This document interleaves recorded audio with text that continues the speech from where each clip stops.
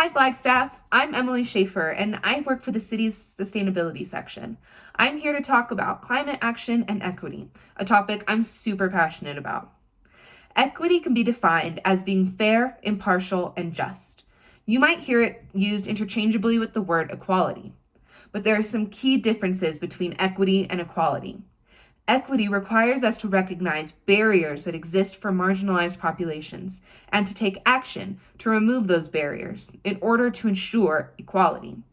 The biggest difference between equity and equality for the city's climate action is the work we do before implementing policies and programs.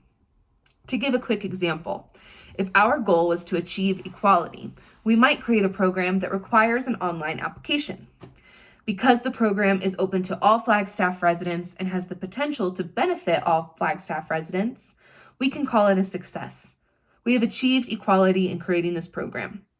But we didn't do the work required to create equitable access.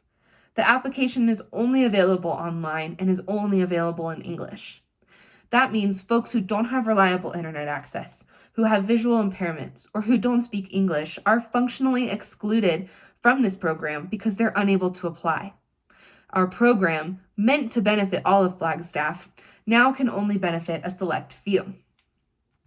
So when it comes to climate action, it's critical that we consider equity in our policies and programs. And this is because climate and equity are completely linked. Climate change is going to impact everyone's daily lives, but studies show that these impacts are not distributed equally. Unfortunately, marginalized populations are and will continue to be impacted the most by climate change. And in Flagstaff, we see this to be true. Climate change impacts different neighborhoods to greater and lesser degrees. In Flagstaff, we see natural disasters impact neighborhoods that have high numbers of low-income families like Sunnyside or Southside very differently than historically affluent neighborhoods.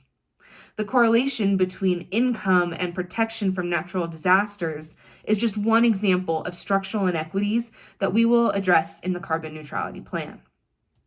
Hispanic, Indigenous, and Black families, people with disabilities, folks experiencing homelessness, and other historically marginalized populations are a priority in the development and implementation of the carbon neutrality plan.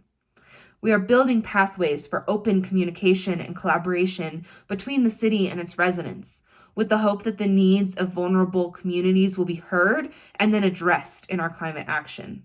This collaboration is key. It will give us the opportunity to expand our perspective and hold us accountable to you as Flagstaff residents. And the great part is, when we prioritize those most vulnerable, everybody benefits. We need to address social inequities in our town when we address carbon neutrality in Flagstaff. This is going to require tough conversations about the structural problems that exist in our town. It will also require work in uprooting those problems and finding solutions that prioritize the most vulnerable people in Flagstaff. But together, we can build a carbon neutral future that is fair and just for all residents in our town.